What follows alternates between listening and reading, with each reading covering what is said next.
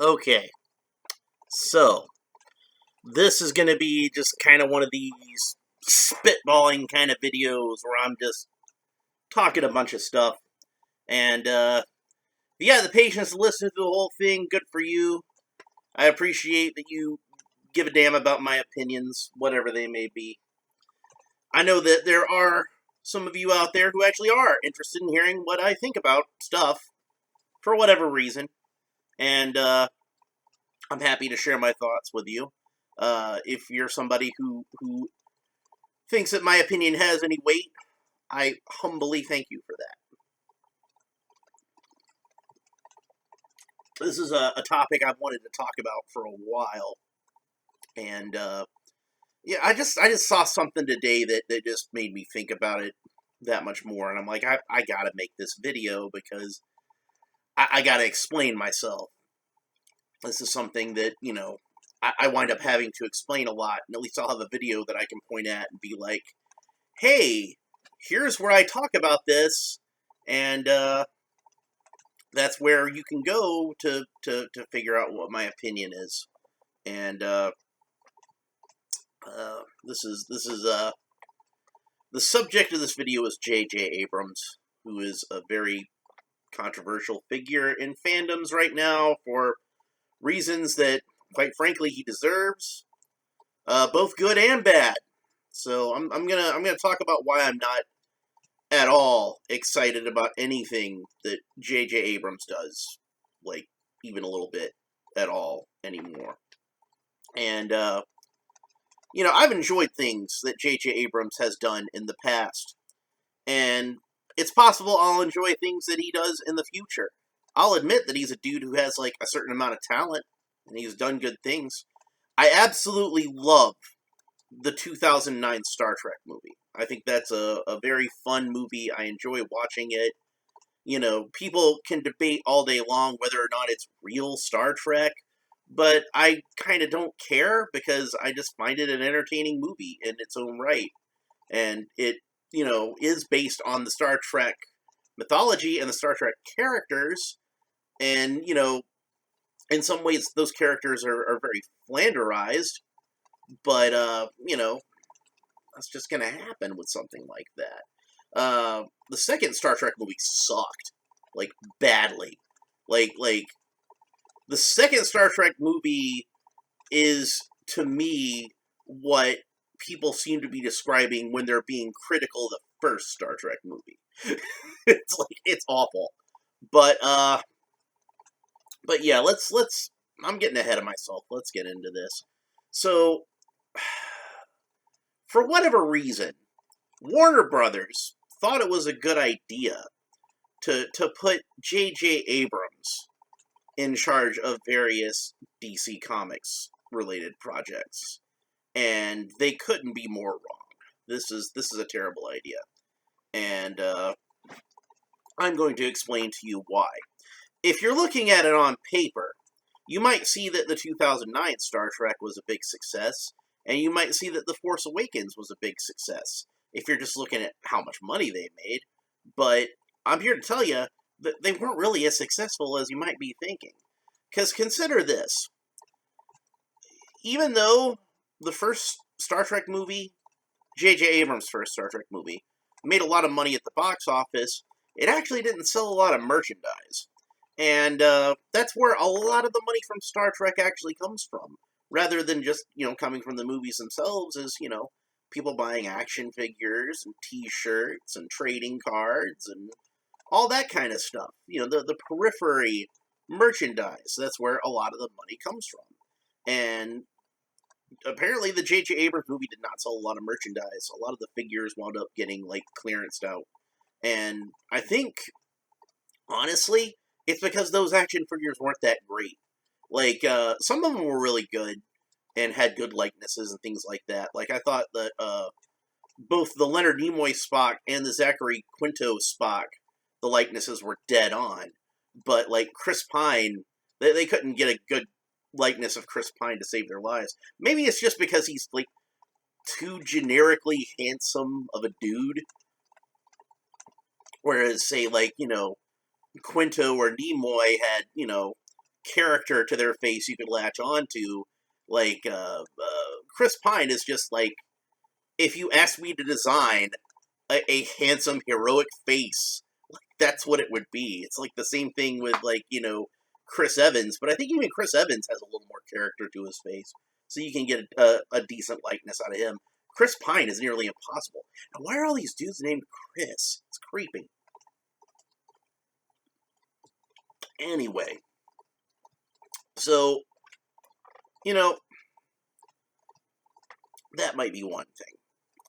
But then when the second Star Trek movie came out, like I said, it was just crap.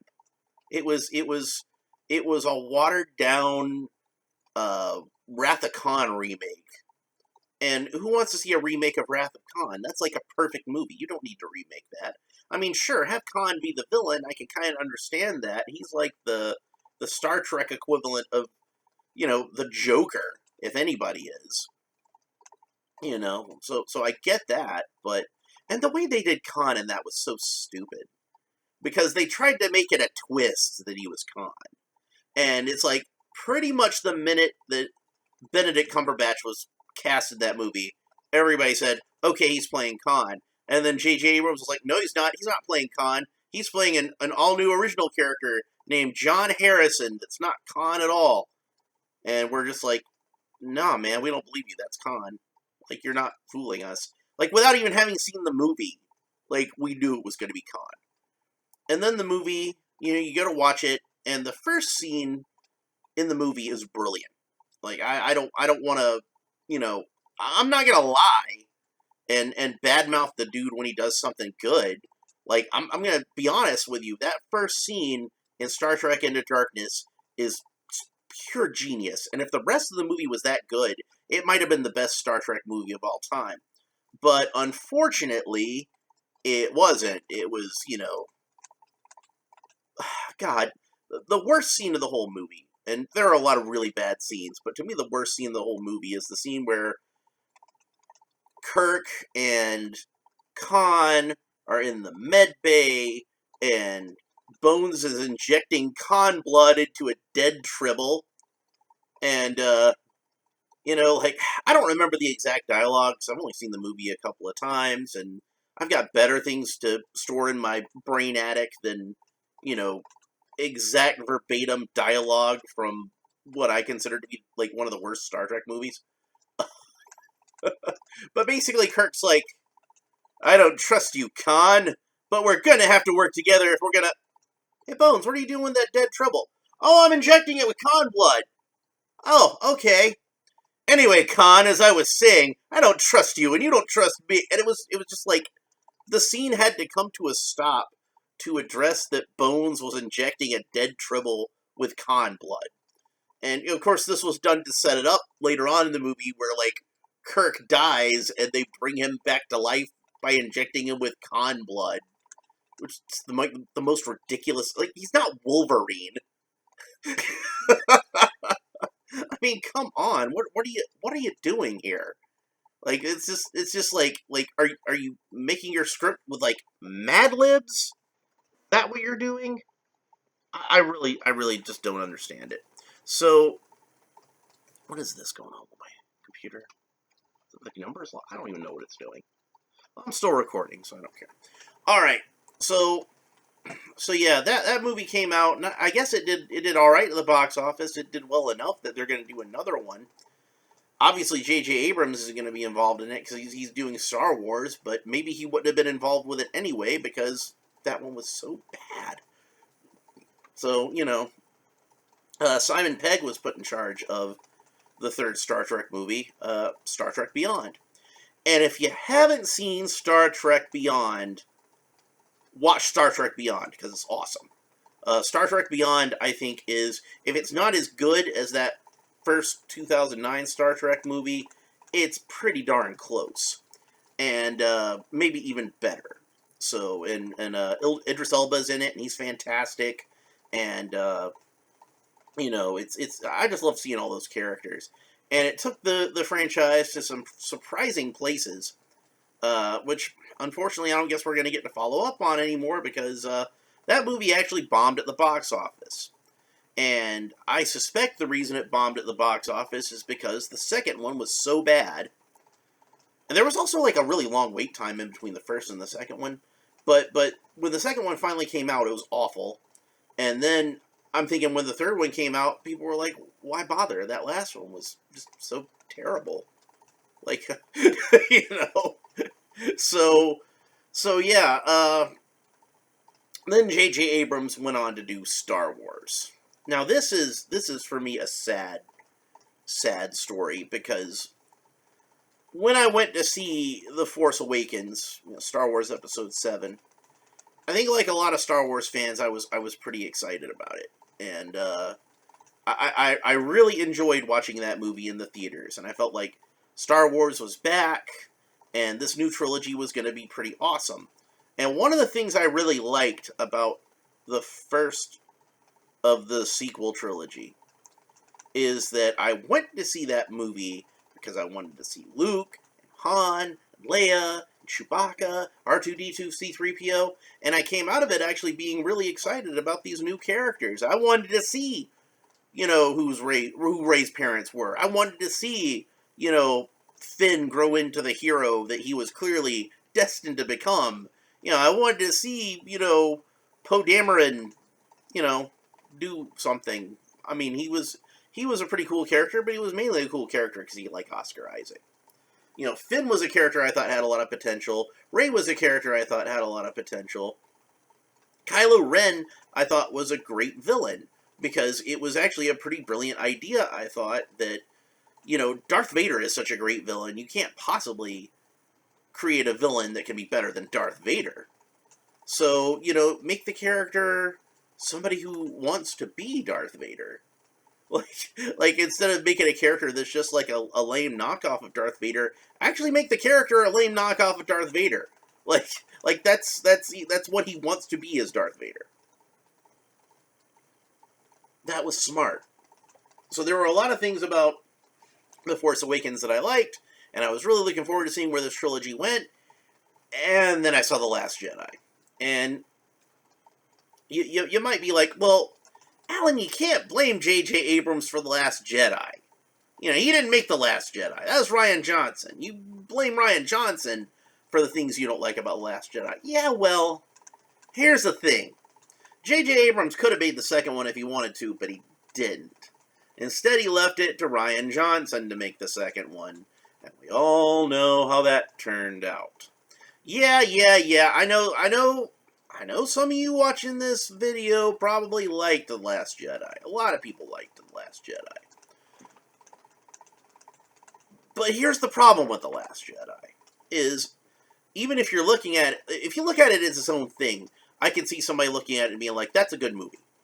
I can understand that. There's things to like about the way that story was told and everything like that. But me, I'm looking at it the way it really is. It's not a movie that is its own thing. It is allegedly a part of the Star Wars saga. It's the penultimate chapter of, the third saga, the third trilogy in this saga. And it's not, in a story structure sense, set up that way.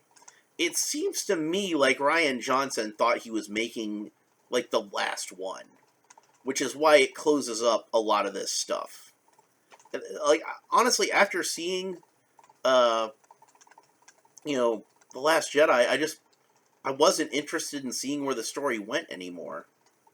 Like, I couldn't see where the story would go anymore. And not in a good way where you're like, oh man, this could go anywhere now. I'm really excited. No, it's just, there's nowhere left to take this. I don't care. I don't care about any of this anymore. And I did very much care about these characters after that first one. So, as I'm looking at it, JJ Abrams basically comes to these franchises, and he's good at kicking them off, but he's not good at sticking the landing. And what's worse is when you put somebody else in charge of trying to stick the landing, and they screw it up. So, I don't understand why people think it's a good idea to keep putting JJ Abrams in charge of things.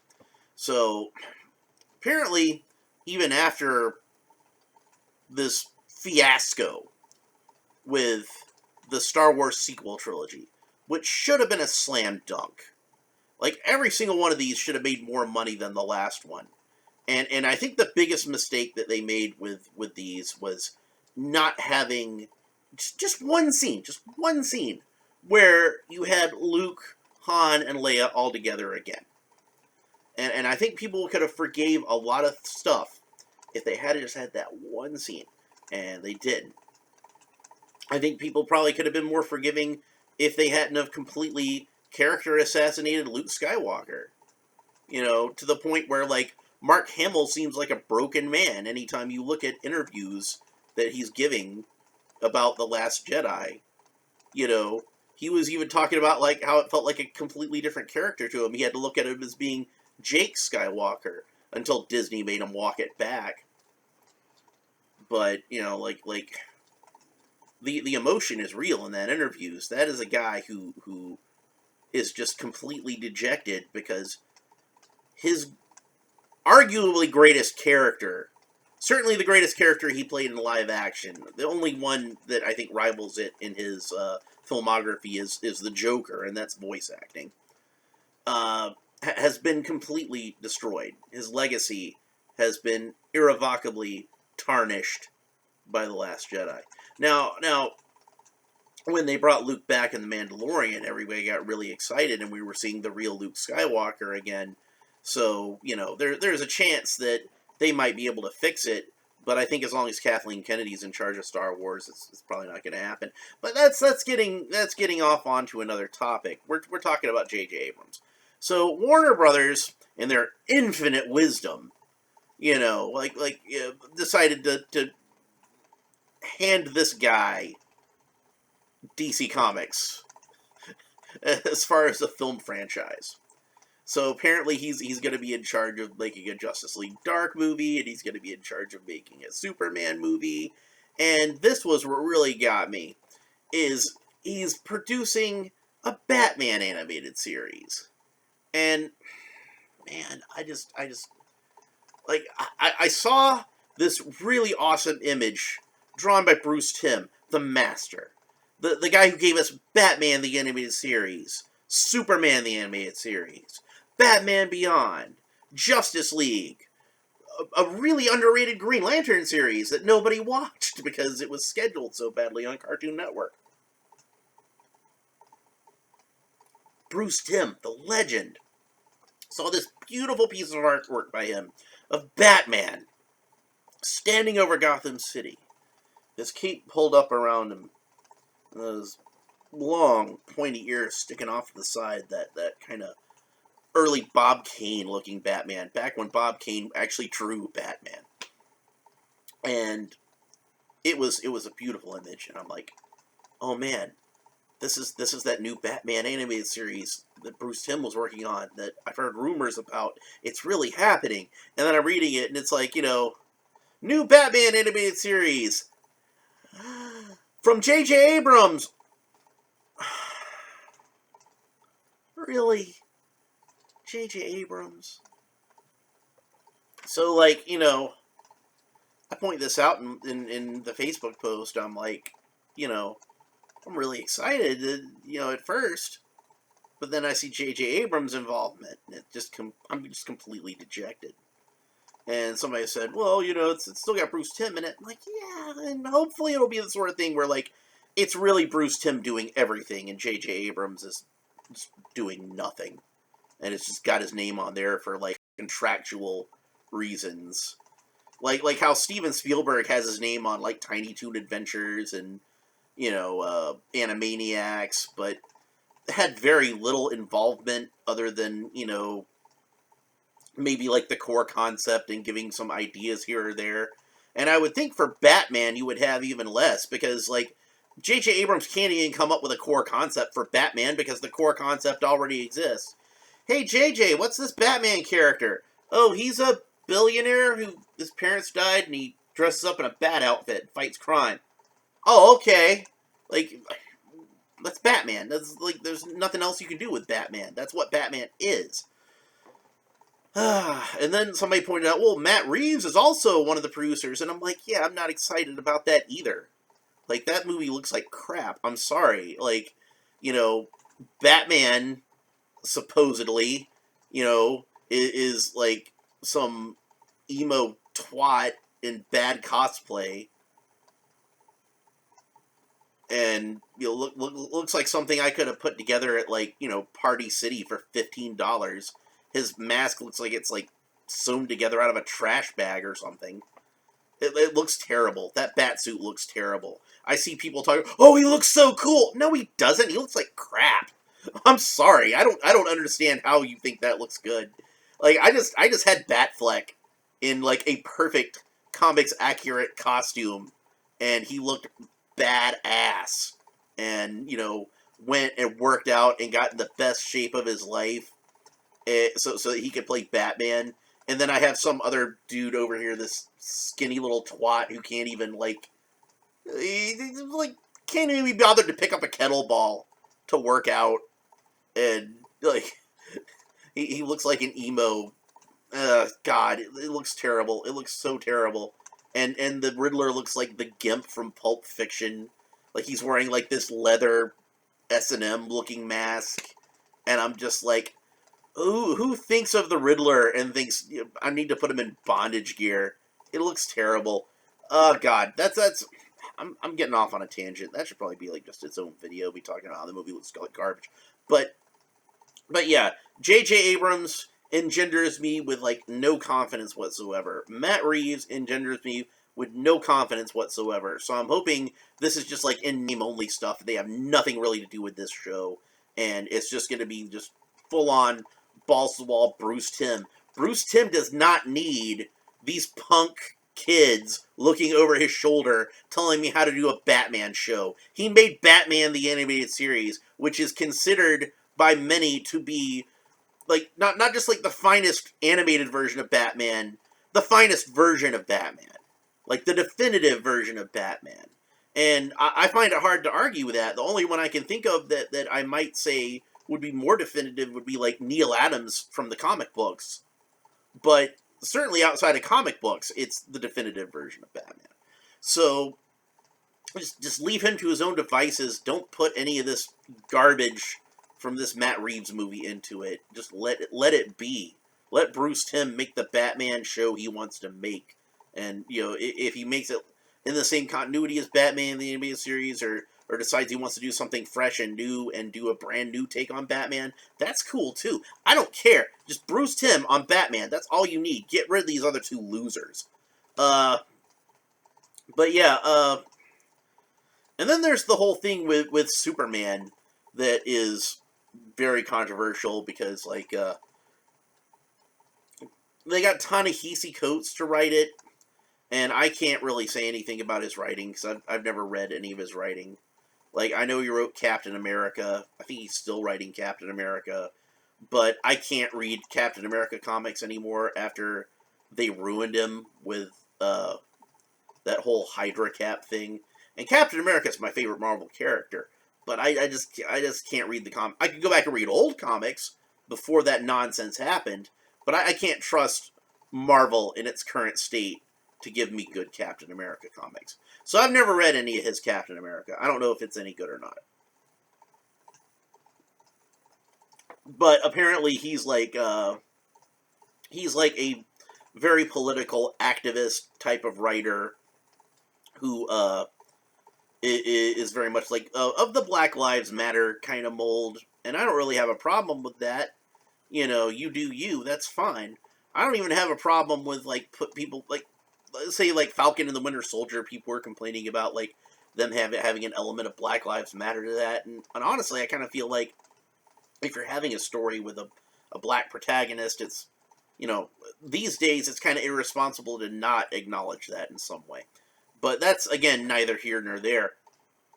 The point that I'm getting at is that since Ta-Nehisi Coates, you know, has these kind of political leanings, and since there was rumors that they were looking to specifically get a black director and a black actor to play Superman, which apparently is not going to be Calvin Ellis or Val Zod. A lot of people were up in arms about the idea of a black Superman. And I mainly think that has to do with, honestly, there are black Supermen already in the comic book, and people were like, why don't you just use that? But for me, I honestly didn't think much about that at all. It was not something that I gave much of a crap about one way or the other. If anything, I would say I was actually excited at the potential that they might do a Calvin Ellis movie, because that's a pretty cool character in and of its own right. As far as being a version of Superman, he's pretty cool, but he's actually a pretty cool and unique character of his own. So I thought that would be like a good way to take that. So maybe if they did that, that would be cool. But then I realized JJ Abrams was producing it, and that's where I really have my problem. Is like, make Superman a black guy? Sure, why not? There's been like a million versions of Superman, and there'll be a million more. So, maybe do something different with this one. That's cool. That's fair. I get why the appeal of that would be. But why are you putting J.J. Abrams in charge of this, man? Like, J.J. Abrams at this point would be the last person I would put in charge of what should be a billion-dollar franchise. I would put Joel Schumacher's corpse in charge of DC before I put J.J. Abrams in charge of your DC film universe. Like, seriously. I would hire a necromancer to bring Joel Schumacher back to life so he could put nipples on Superman before I would let J.J. Abrams make a Superman movie. By the way, this is the first time J.J. Abrams tried to make a Superman movie. He wrote a script for it, like, back before Superman Returns came out. Like, right in between the Tim Burton, Nicolas Cage Superman movie that was supposed to happen and the Bryan Singer Superman Returns that actually did happen, J.J. Abrams took a stab at it. And if you want to read, like, a stupid version of Superman, go and read that. Like, Krypton doesn't even explode. Jor-El sends Superman to Earth because he's, like, some kind of prophesied chosen one, and Krypton doesn't explode. Like, that's like having Batman's parents still being alive. It's like the dumbest idea ever. And you still thought it was a good idea to put this guy in charge of Superman. Again, like, J.J. Abrams. I'm like, and I keep seeing people talk about, oh, J.J. Abrams, other than a couple of things, he's done so many great things. And I'm like, what has he done that's great? Like I said, the first Star Trek movie was great. The first Star Wars movie he did was okay. Not great. It was okay. I liked watching it in the theater, but I hardly ever watched it once I got it on Blu-ray, because I'm like, I could be watching the first Star Wars movie, which is basically the same story as this, but a better movie. People be like, oh, well, Lost. Lost was a good show. Yeah, you know what Lost was most famous for? Not sticking the landing. Yeah, I never watched Lost. I never got into it. I kept having people tell me, you gotta watch Lost, man, it's a great show, and I'm just like, maybe I'll watch it later, maybe, I don't know. Never got around to it, and then once the show ended, all I heard was people talking about how disappointed people were with the ending of that show. So, it's like, well, why am I even gonna bother at this point? I guess, like, Alias, that's something people liked. That was a good show, apparently. Again, never watched it. I might watch it one of these days, because, I like action girls, so that would be pretty cool to see. I like Jennifer Garner. She's usually pretty good and stuff. I love 13 Going on 30. That's a good movie. But, they made Felicity. That was, I guess, okay for, like, a WB teen drama kind of thing. I guess it was alright. Mainly I watched it because it came on after Buffy the Vampire Slayer, and the Pink Power Ranger was in it. I like seeing her and stuff. And Carrie Russell. I like Carrie Russell. What else has he done? Like, I don't know. Super 8, that was okay. He wrote the screenplay for what's the name of that movie with Jim Belushi and Charles Grodin? Rest in peace, Charles Grodin. Uh, Taking Care of Business, that was the name of it. That was apparently the first thing that he ever wrote. So, and I'm like, that movie came out like decades ago. How old was he, like, when he wrote that? Like 19 or something? God. But yeah, JJ Abrams, I have no faith in JJ Abrams anymore. You know, he's a guy who's made some good stuff. Maybe he's got some good stuff ahead of him. I don't know, but he's gonna have to work awfully hard and make some really good stuff before I have any kind of faith in him anymore whatsoever as a film goer. So, sorry, JJ, you lost me. So, lost. See what I did? I didn't even mean to do that. I wish I had meant to do that, because that would have been... I could deliver that better. Sorry, JJ, you lost me. Ha! Ha! Yeah, something like that. I don't know. So, yeah. Whatever. I'm done. I got nothing left to say. So, that's pretty much it. If you watch this whole, like, over 30-minute long video, give it a like. If you want to see more rants like this, make sure you subscribe below, and you can see me sitting on my couch ranting about things. And that's pretty much it. We'll talk to you next time. Bye.